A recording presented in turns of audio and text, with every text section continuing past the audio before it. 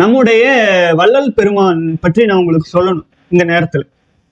வள்ளலார் அருள் பெரும் ஜோதி தனிப்பெருங்கருணை, அருள் பெரும் ஜோதி தனிப்பெருங்கருணைன்னு அடிக்கடி சொல்லுவாங்க. அதுல அருள் பெரும் சோதி எது அப்படின்னு கேட்டீங்கன்னா, அருளை பெரும் சோதி எது? உலகத்திலேயே மிகப்பெரிய சோதி சூரியன். கரெக்டா?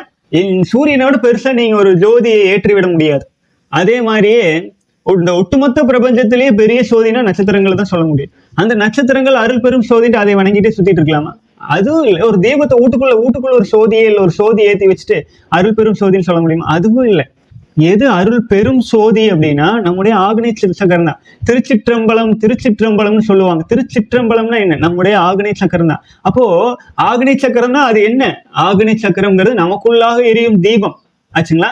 இது துவக்கம், ஆன்மீக வாழ்க்கையின் துவக்கம். அப்போ அந்த தீபத்திற்கு எண்ணெயாக பயன்படுவது நம்முடைய உயிரணுக்கள், நம்முடைய விந்து சக்தி. புரியுதுங்களா?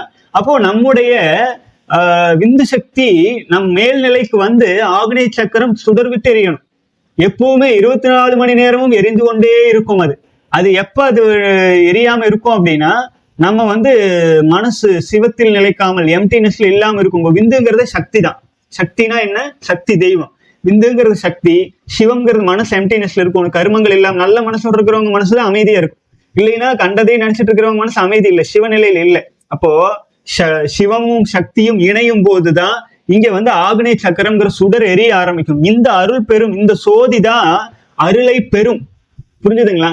இந்த ஆக்னேய சக்கரத்தில் எரியும் சோதி அருளை பெரும்னு சொல்லுவாங்க. அதான் திருச்சிற்றம்பலம் அப்படிம்பாங்க. சிற்றம்பலம்னா ஆக்னேய சக்கரம், திருனா இறைவன்.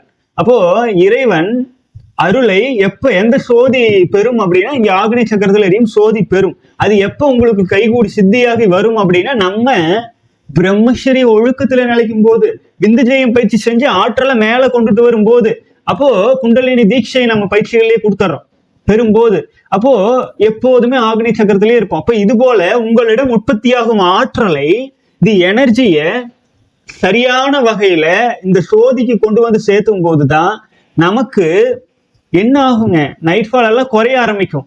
அது வரைக்கும் உடம்பு பழகின விஷயங்கள்ல ஏதேனும் ஒரு விதத்துல நைட்ஃபால் வகையாக போயிட்டு தான் இருக்கும். அப்போ